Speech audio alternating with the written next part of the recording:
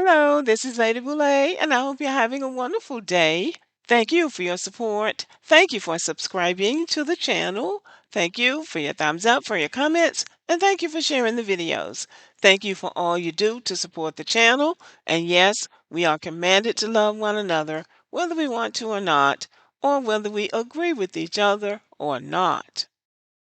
This is retired professional basketball player Shaquille O'Neal.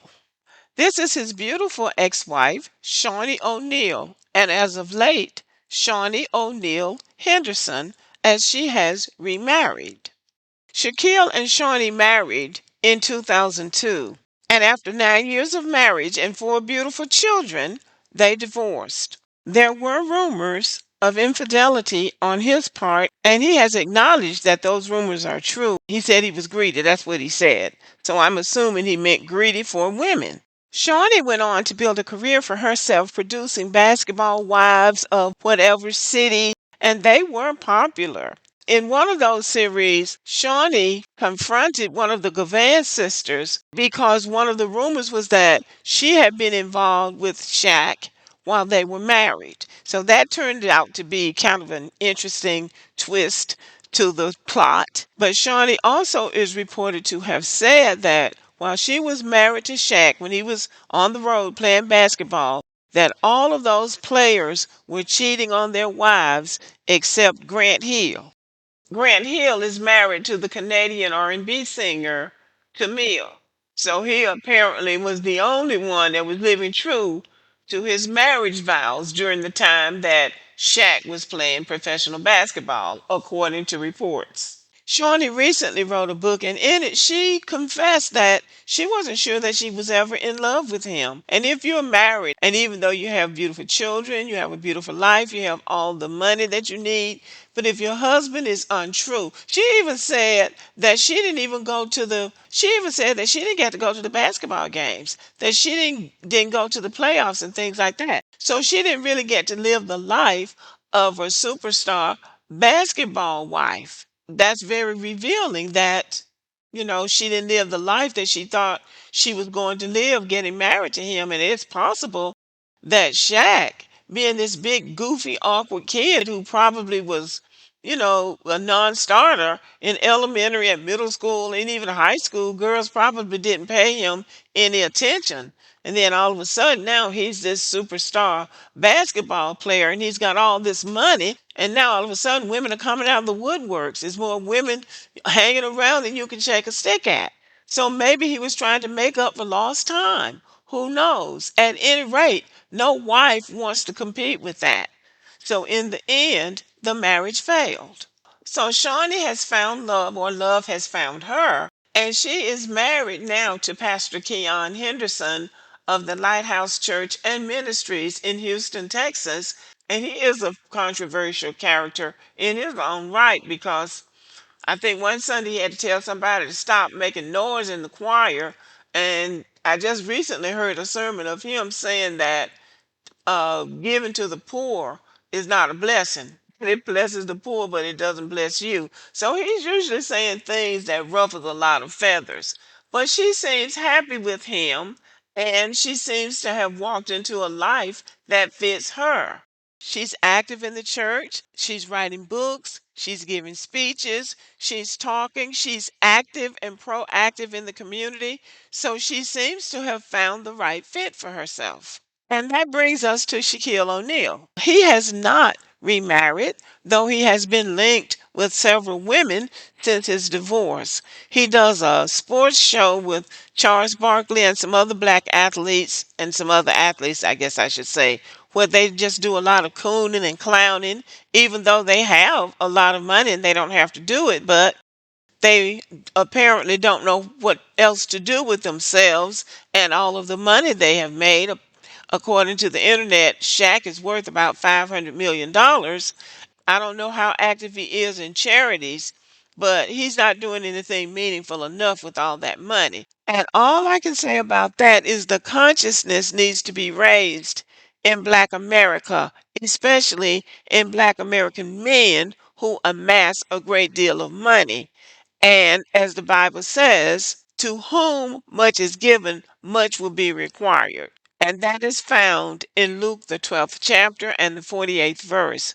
When much is given to you, much is required of you to give back to benefit others. There's always somebody that needs the money, that needs the knowledge, that needs the encouragement. Whatever you have to give, somebody needs it. The title of this video is The Real Reason His Black Wife Left Him. I came across this on my Twitter page. This is just hilarious, and she is a co host on The Breakfast Club. She's now on maternity leave, I believe, and I don't know where she lives, maybe in Atlanta. What she said was that she went to Shaq's mansion a few days ago, and she says he's living like Neo. She said he had four big booty blonde women living in his house. And some people were saying they were his four wives. I don't think he's married. But she said one of them was cleaning the kitchen and one of them was in the basement and two of them were doing something else. And she said two of them were very attractive and the other two were just so so. But they are all living in the house with Shaq. Like, I guess something like I guess it's something like Hugh Hefner, where you have a bunch of women living in your house doing whatever. But I guess Shaq is living out his fantasy. Four big booty white women is what she said she saw. And then she went on to say some more things about it. I'm going to put it in the comment section. There's a copyright on the video, so I can't show it, but you can listen to it for yourself. It's kind of funny that these four white women are living with him. And that is why I think that white people can give up on this whole idea about trying to do something about their birth rates, because it is hard for these regular mediocre white men to compete with these black guys with money, because at the end of the day this economy runs on money. And the white women don't want to go back living in a trailer, or they don't want to go back living in a four-bedroom, two-bath house and getting by, on credit cards, because they're trying to be stay-at-home moms. They're trying to keep up with the Joneses and really just trying to live a lifestyle that they can't afford. I had a white coworker who was getting divorced from her husband, and she just confided in me one day, and she said that he was just pinching pennies to the point that she couldn't buy anything. She said she couldn't even buy a pair of underwear without his permission. So he was counting her money even as he went from job to job, but he was holding a tight rein on her money.